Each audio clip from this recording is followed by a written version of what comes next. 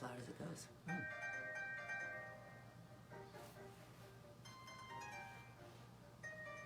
Good morning. Good morning. I could just listen to this for 3 minutes and 14 seconds. That's probably not a great live stream, but let's just listen to this a little bit. Sounds like fairies.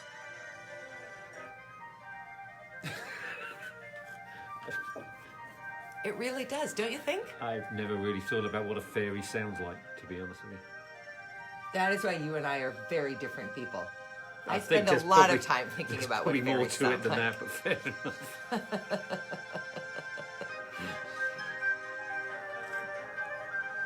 Oh, it's glorious. I say Quindel tomato, Val. you say tomato, you know. Yeah, whatever. Good morning, everyone. How are you? I'm good. Good. So I'm going to give a little preface, which I don't normally do, but I'm helping Dr. Mary. Preface. I'm helping Dr. Mary. He's going to lead this conversation today. No. Look at our pretty tree in the background. Because he came up with such a great analogy last night. We were talking about what we wanted to talk about today. And do you want to say what you said the kind of overarching theme of today could be? Gratitude for what we have, not what we're missing. Yes. So that's where it started. And I said, well, say a little more. And so then you said, All right, so don't start your story yet. When I said say more, then you talked about, we'll still have Christmas Day dinner and Yeah. those kinds of things. So we would people are going to eat. Those of you that are in close proximity to each other, some people call in England they're calling it a bubble. In Ireland, it's where you cocoon, which I think is kind of Sweet. sweet. You cocoon with your family. They refer to bigger groups as tiers, but whatever little group you're in, that's what's going to work for you. And you'll get to, You'll get to eat. You'll get to talk. You can Zoom with people that won't be there as a group. I mean, obviously we're going to Zoom with Quinny, and I presume all our sets of parents. Your and- sets of yes. parents. I mean, my mum, mercifully, you don't let 80-year-old Irish women on the internet, so I'm going to phone her. It's probably wise. Anyway. Very wise move. Okay, so he's saying all of this, and I'm thinking, yeah, that's nice, huh? How do we talk about that for any longer than the 2.5 minutes we've talked about it? And then you said this thing, and now I'm going to let Maz talk because this really moved me. Go ahead, sir. So Dana sometimes suggests that I should have been, instead of a plant nerd. I've never called you a nerd, just as a side note. A plant Cell wall biochemist. Weirdo. I should have been a historian or something, and I He think does basically have an unofficial PhD in World War II. I do like movies. So I said to Dana, well, here's when I was in rehab. A couple of things I tried to do. We were talking about self-help.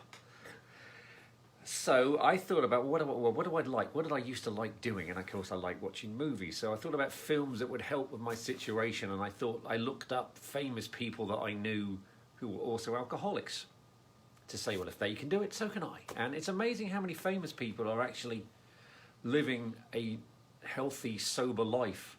Well, a lot of creatives struggle with addiction issues because we're not very kind to creatives. Well, I first went with movie stars, and of course you had, in no particular order, you got like Brad Pitt. Oh yeah, who cares about that? It turns out my favorite singer is actually a recovering alcoholic too. So, but I was talking about a film, and I thought about this film and the history behind it. So, here's the history behind it, in case you've never seen the film or don't know anything Do you want about to introduce the film? The film's called Apollo 13, which might give the plot away. No, it doesn't matter what the plot is. The point is this. So, Dr. Mary. So in 1970, Apollo 13 blasted off, and it was, they made a big deal that it was Apollo 13, and it was 13 minutes past 1. So when you looked at the time, it was 13:13 because it was in the afternoon. Oh, if you're using Zulu time or whatever that's called. So of course, the part of it blew up. And in Mission Control, everyone was screaming about what was missing and what was going on. And Gene Kranz, who was the flight director, screamed at everyone. He said, "Everyone, shut up." And everyone shut up and they stared at him. He goes, "Tell me what we have that works." And from that moment, when I saw the documentary, everyone who was there said, when Gene said that, we knew we'd get them home. Because they thought, all right, what we got left? What works? Let's go with that. Let's work the problem. And that's what they did. So, for Christmas this year...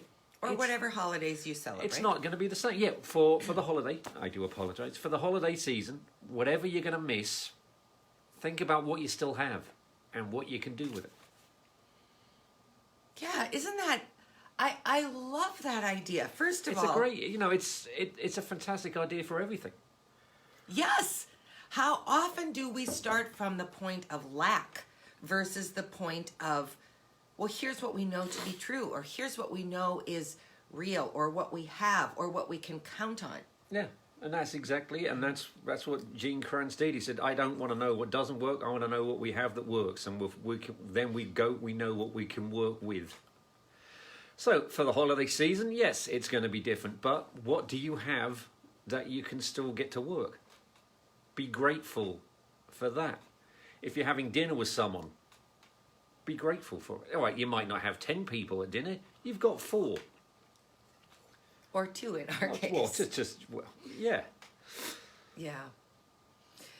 But you're having dinner together. It's true.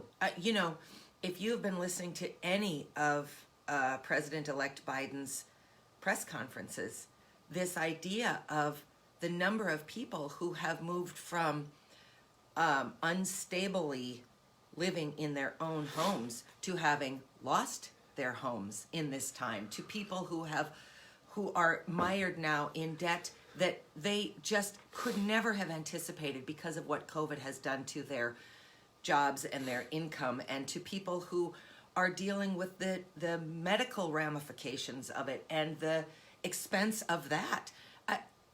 What do you have? My gosh, most of us have still a lot. Yeah, we still have our jobs. We still have our homes. We still have our health. Yeah, we're both healthy. None of that matters if you don't have your health. Yeah. So start from a place of do an assessment. Do a holiday assessment of what do we have that's working. That's what I was given the task of doing, a self-assessment. So I thought, well, I didn't even know what... In rehab? And I didn't even know what that meant. So I thought about it, and that's what I came up with. What did I understand from that was the history behind Apollo 13, which seems weird, but I don't think if you it think seems about weird it, at all. it works. I think it's just amazing. And such, I mean, you want to talk about the stakes being high. You've got, what, 3 astronauts in space and no idea how to bring them home. So if that's the case, and all you can think about is, well, we don't have this, we don't have this, we don't have this, guess what the absolute guaranteed outcome of that scenario is? Total failure. 3 deaths. No question about it. But when you stop and say, all right, what do we have? Then you still might get that same conclusion, but it won't be because you didn't assess and try to solve it. The answer to doing nothing or to looking at what you don't have is always 0. So the answer to doing something and starting from a place of, okay, we know we have this, is always something. And that's what you'd be grateful for, because that's your new foundation brick to keep going. I love it. I loved it last night, and I love it today, and I'm putting on some more Carol of the Bells because I love that too. You weren't kidding. There you go. Certainly was not. Happy Tuesday. Do a gratitude assessment today for everything that you have. And if you have family members you are not going to get to see, but who you get to Zoom with or talk on the phone Be with, grateful for that or too. send a card to, be grateful for that as well. Yeah, just a little. It won't cost you much. Send them a little card. Yeah, look how good you are at that. I got better. I've been very well trained in the sending a card to someone. But yeah, just do that. You know, you've got to the 22nd to make sure it gets there locally, at least. Probably.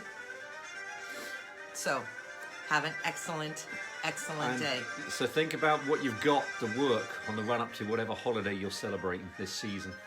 We'll see you tomorrow. See you tomorrow. When we cook, Oh, we'll be in the back kitchen. in the kitchen. I've got my fetching apron to wear again. I posted everything you need yesterday, so bring those ingredients tomorrow and join us. See you then. Bye. Bye.